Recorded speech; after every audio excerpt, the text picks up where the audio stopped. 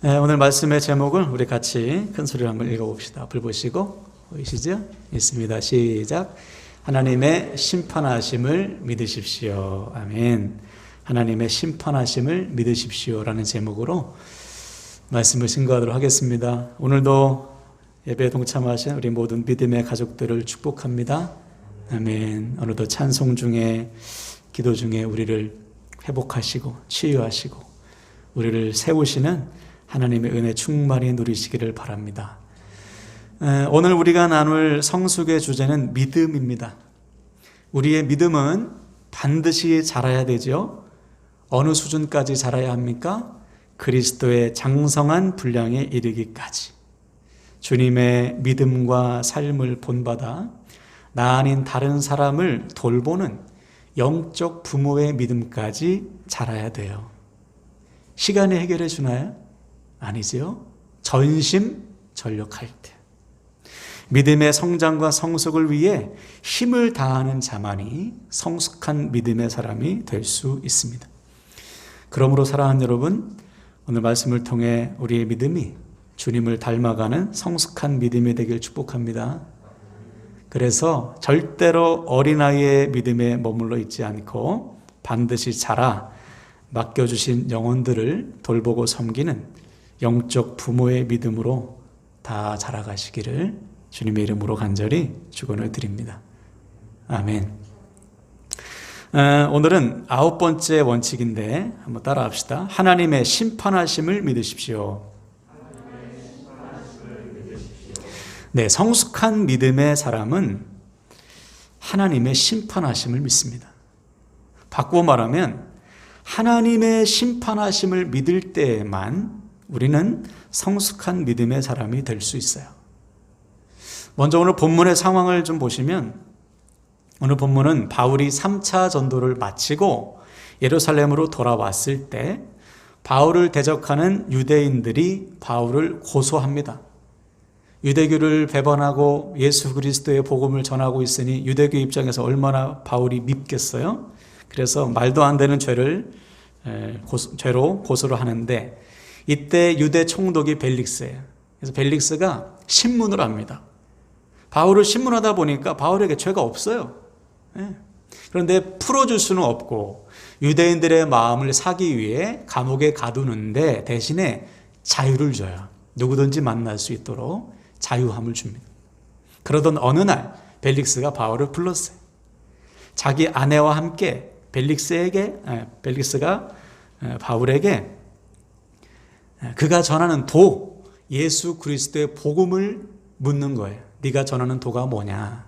이것은 벨릭스가 정말 복음에 대해서 관심이 있어서가 아니라 이어지는 26절을 보면 돈을 원했던 것이죠. 혹시 얘가 뇌물을 써서 자기를 풀어달라고 할까 봐 돈을 얻기 위해서 바울을 불렀어요. 자, 이때 바울은 돈이 아니라 그가 믿는 복음을 전합니다. 다 같이 25절 한번 볼까요?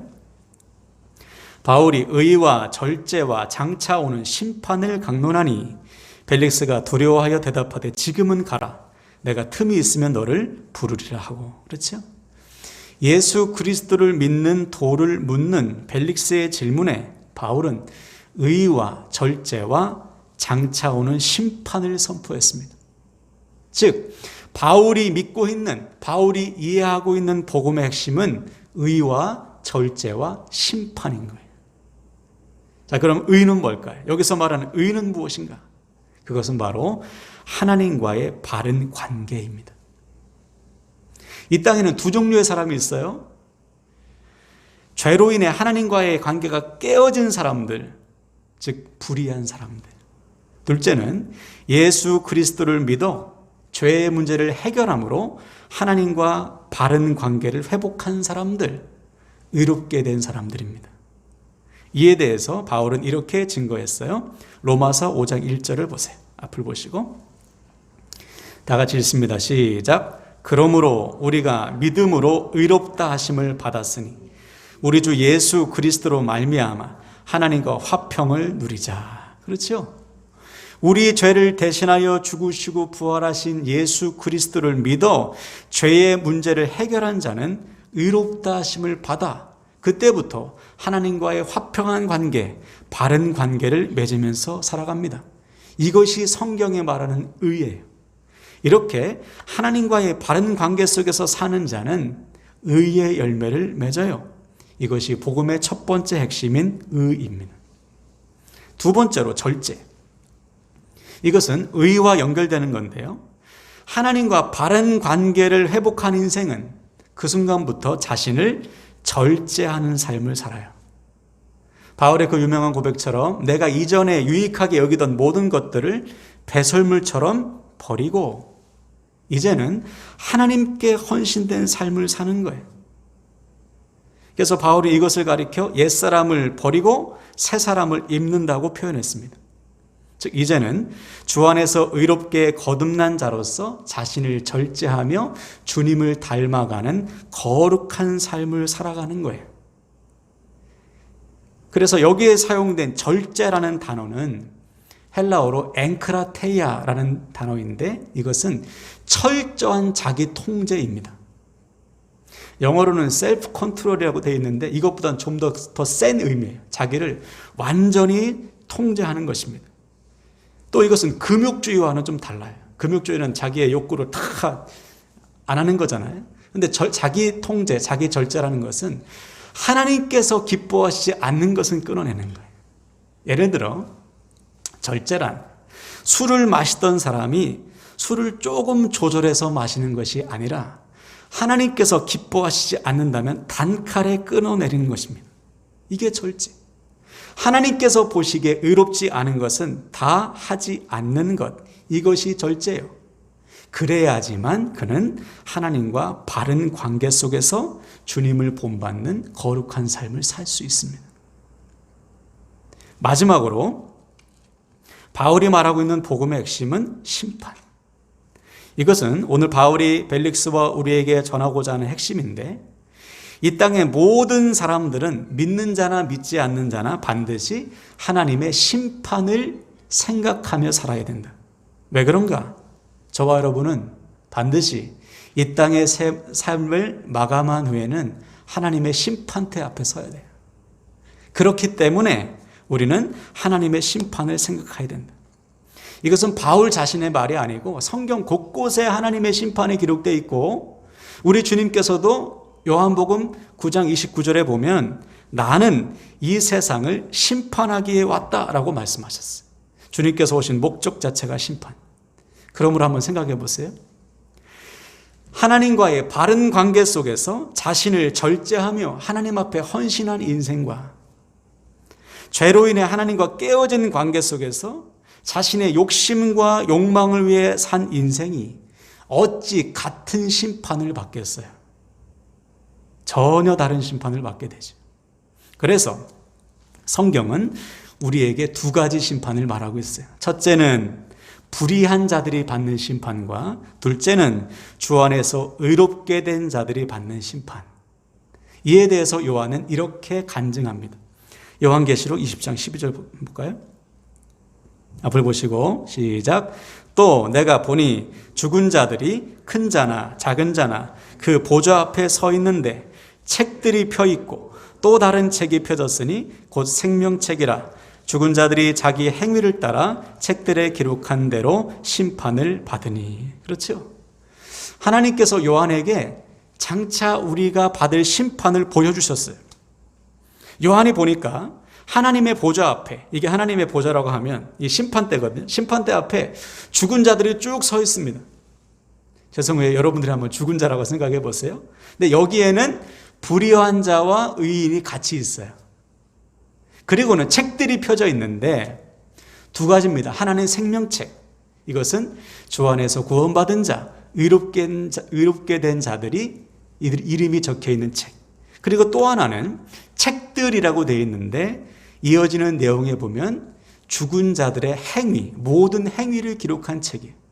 여기에는 의인과 불의한 자가 다 포함되어 있는 것이죠. 즉 우리의 행위, 구원받은 자의 행위와 구원받지 못한 자들의 행위가 기록된 행위 책들과 생명책이 함께 보좌에 딱 놓여 있는 거예요.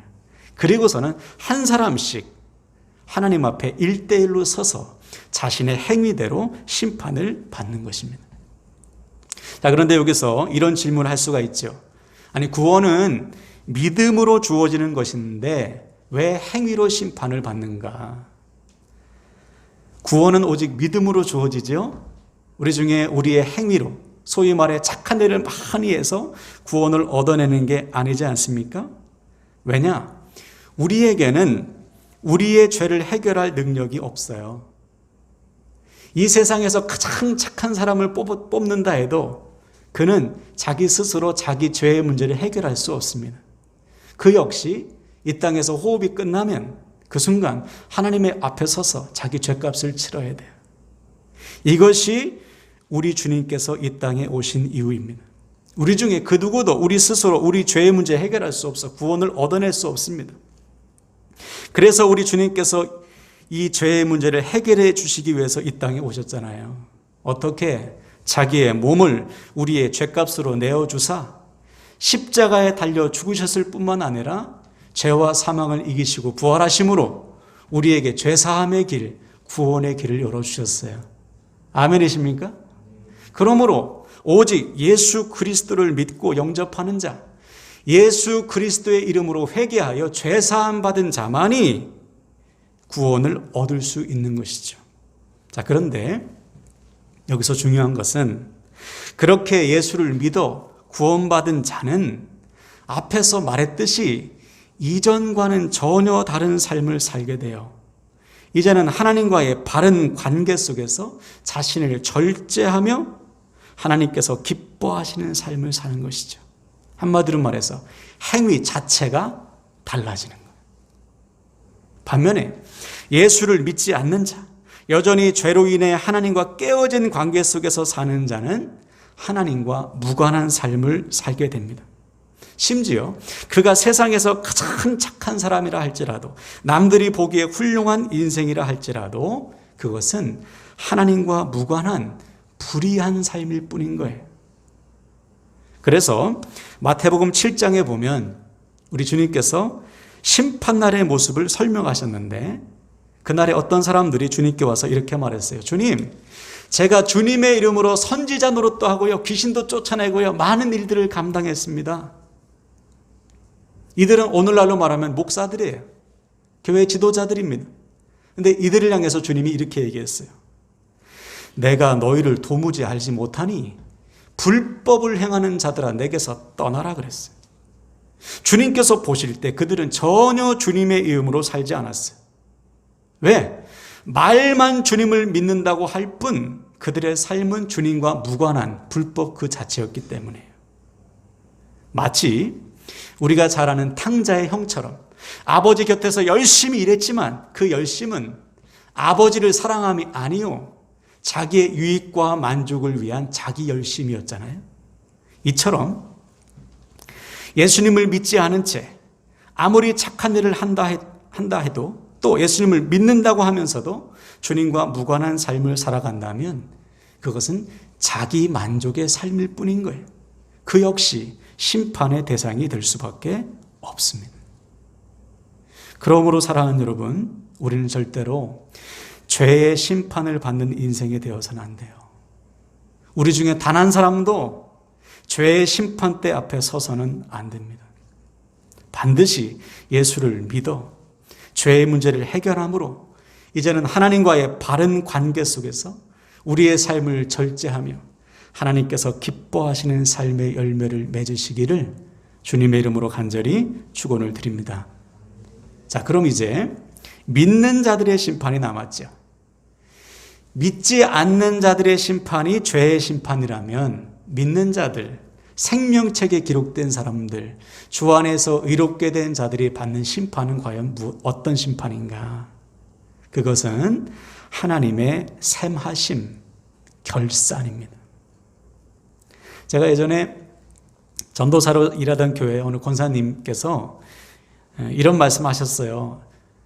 전도사님, 천국 가면 다 똑같지. 하나님은 사랑의 하나님이시기 때문에 차별하지 않으시지. 나는 천국 가면 다 똑같다고 생각해. 이렇게 말씀하셨어요. 물론 맞습니다. 우리가 믿는 하나님은 사랑의 하나님이시기 때문에 차별하지 않으세요. 그러나 우리가 믿는 하나님은 공평하신 하나님이십니다. 다시 말해 평등하신 하나님이 아니고 공평하신 하나님이에요. 예를 들어 이런 거예요. 주님의 부르심을 따라 배와 그물과 고기를 다 버려두고 일평생 복음을 위해 헌신한 베드로의 인생과 주님께서 십자가에 달리실 때 옆에서 구원받은 강도의 삶이 같을 수가 있냐 말이죠. 그 둘이 받는 구원은 동일하지만 구원의 은혜는 똑같지만 그들이 장차 하나님 앞에 서서 받을 상급은 분명히 다른 거예요. 이것이 오늘 우리가 붙들어야 될 말씀입니다. 그래서 성경은 우리에게 이렇게 선포하고 있어요. 히브리서 11장 6절을 볼까요? 우리 같이 읽습니다. 시작. 믿음이 없이는 하나님을 기쁘시게 하지 못하나니 하나님께 나아가는 자는 반드시 그가 계신 것과 또한 그가 자기를 찾는 자들에게 상 주시는 이심을 믿어야 할지니라. 아멘. 그렇죠? 우리가 믿어야 할 것은 하나님의 살아계신 뿐만 아니라 하나님을 찾는 자, 즉 하나님의 뜻을 구하며 순종하는 자들에게 주시는 그 상 주시는 하나님을 믿어야 된다는 거예요. 이 믿음이 있을 때 우리는 이 땅에서 우리의 삶을 절제하며 하나님과 바른 관계를 맺으면서 살 수 있습니다. 한번 생각해 보세요. 우리 주님께서 왜 십자가에 달리셨습니까? 아버지 할만하시거든 이 잔을 내게서 옮겨달라고 땀방울이 핏방울이 될 정도로 몸부림치며 기도하셨는데 왜 십자가 지셨냐 말이에요. 주님은 보셨기 때문에 이 십자가 너머에 하나님께서 주실 영원한 기쁨을 보셨어요. 우리의 구원을 보셨어요. 주님이 십자가 지심으로 이 땅에 임할 하나님 나라의 영광과 영원한 하늘의 상급을 보셨기 때문에 믿으셨기 때문에 십자가 지신 거예요. 바울을 생각해 보세요. 잘 나가던 유대인의 지도자가 로마의 시민권까지 가지고 그 높은 엘리트가 뭐하러 복음을 전했습니까? 뭐하러 고생하며 나중에는 목이 잘려 순교하기까지 뭐하러 복음을 전했냐 말이에요. 바울 역시 하나님께서 주실 영원한 상급을 믿었기 때문에요. 그래서 그는 이렇게 선포했으면 로마서 8장 18절 생각하건대 현재의 고난은 장차 우리에게 나타날 영광과 비교할 수 없도록. 바울은 고난 속에 있었지만 하나님께서 주실 영광의 상급을 봤어요. 자기의 순교의 피로 완성될 복음을 보았고 장차 하나님 앞에서 자기에게 주어질 영원한 상급을 믿었기 때문에 그는 힘을 다해 피를 뿌려가면서 순종했던 거예요. 우리도 마찬가지입니다. 이것이 오늘 바울이 우리에게 외치고 있는 복음의 핵심이에요. 하나님과의 바른 관계 속에서 내 삶을 절제하며 사는 사람은 하나님의 셈하심, 하나님의 심판이 두려운 것이 아니고 기대되는 거예요. 장차 주님 앞에 서서 누리게 될 영원한 상급, 상주심이 믿어지기 때문에 오늘 나에게 주어진 삶을 믿음으로 살아가는 것이죠. 반면에 하나님의 심판을 믿지 않는 자는 자신이 죄인임을 알면서도 여전히 죄인의 상태에 머물러 있거나 하나님을 믿는다 하면서도 하나님과 전혀 무관한 삶을 살다가 아무런 준비 없이 심판대 앞에 서게 되는 거예요. 그럼 지금 우리는 어떻습니까? 하나님의 심판, 하나님의 셈하심, 하나님의 상주심을 믿으며 지금 주어진 삶을 절제하며 하나님과 바른 관계를 맺으며 살고 있습니까?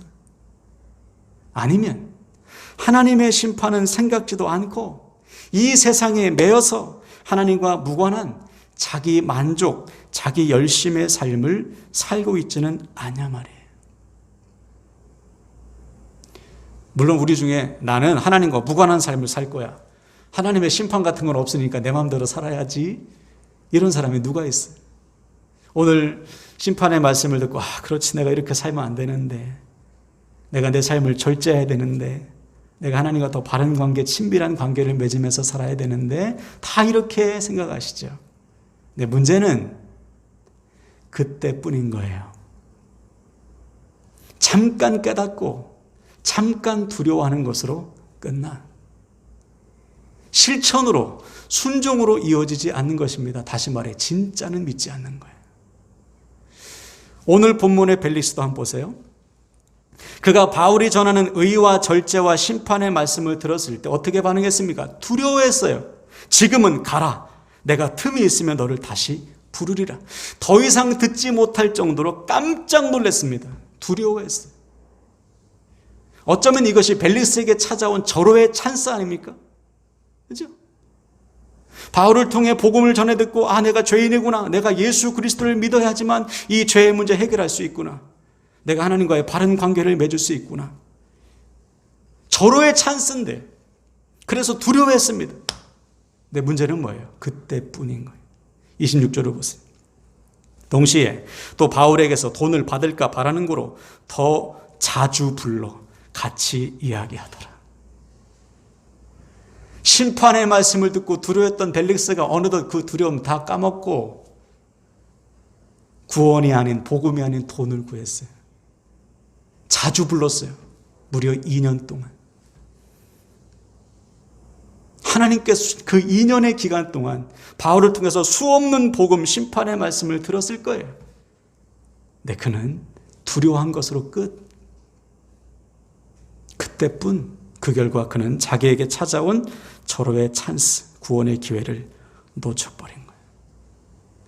우리도 똑같습니다. 한 번 결단하는 것, 한 번 두려워하는 것, 한 번 깨닫는 것으로 끝나면 그에게 변화, 그에게 구원은 없어요.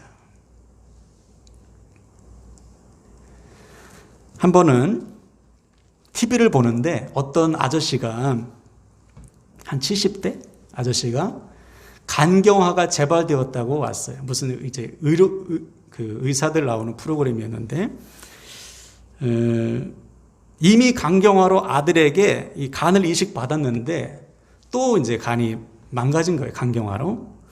안타깝죠. 근데 알고 보니까 이분이 아직도 술을 먹네요. 제가 너무 화가 났어요. 그 말을 듣는데. 술 먹으면 죽어! 이 말을 의사를 비롯한 수많은 가족들에게, 친구들에게 매일 귀에 못이 박히도록 들었을 거예요. 그래서 아들의 간까지 이식 받았잖아요. 근데 술을 또 먹는 거예요. 왜 그럴까요? 지금은 괜찮기 때문에. 병원에서 검사 받으면 그렇지, 내가 술 먹지 말아야지. 근데 하루가 지나면 다 까먹는 거예요. 술 먹으면 죽는다는 말이 믿어지지 않기 때문에, 지금은 괜찮기 때문에 순종으로 이어지지 않는 것이죠. 하나님을 믿는 것도 똑같아요. 이 땅에 수많은 그리스도인들이 하나님의 심판을 생각하지만 진짜로는 안 믿습니다. 왜? 지금은 괜찮으니까. 때때로 말씀을 통해 잠깐 두려워했다가 지금은 괜찮으니 또다시 심판을 잊고 사는 거예요. 그러나 여러분 기억하세요. 하나님의 심판과 샘하심은 먼 훗날의 이야기가 아닙니다. 바로 지금 내 삶의 행위가 고스란히 심판과 샘하심으로 이어지는 거예요. 지금 내 삶이 하나님의 샘하심을 결정하는 거예요. 그렇다면 우리는 순종하지 않을 수 없는 것이죠. 말씀을 마무리합니다, 여러분. 오늘 바울이 외치고 있는 심판의 말씀을 생명처럼 가슴에 새기시길 축복합니다. 하나님의 샘하심과 상주심을 여러분 진짜로 믿으세요. 장차 주님 앞에 서서 우리의 삶을 결산할 때 하나님께서 주실 영원한 상급을 소망하시고 오늘 우리에게 주어진 삶을 힘을 다해 믿음으로 살아가세요. 어떻게? 하나님과의 바른 관계 속에서 우리의 삶을 절제하며 주신 사명에 충성하는 겁니다. 그때 우리의 삶은 반드시 바울과 예수님처럼 하나님께서 기뻐하시는 열매로 가득하게 될 것이요. 장차 하나님 앞에 서서 영원한 하늘의 상급을 누리게 될 줄로 믿습니다. 아멘이십니까? 이 시간 저를 따라 선포하고 말씀을 마치겠어요. 매 순간 하나님의 심판을 믿으며 살겠습니다. 매 순간 하나님의 심판을 믿으며 살겠습니다. 아멘.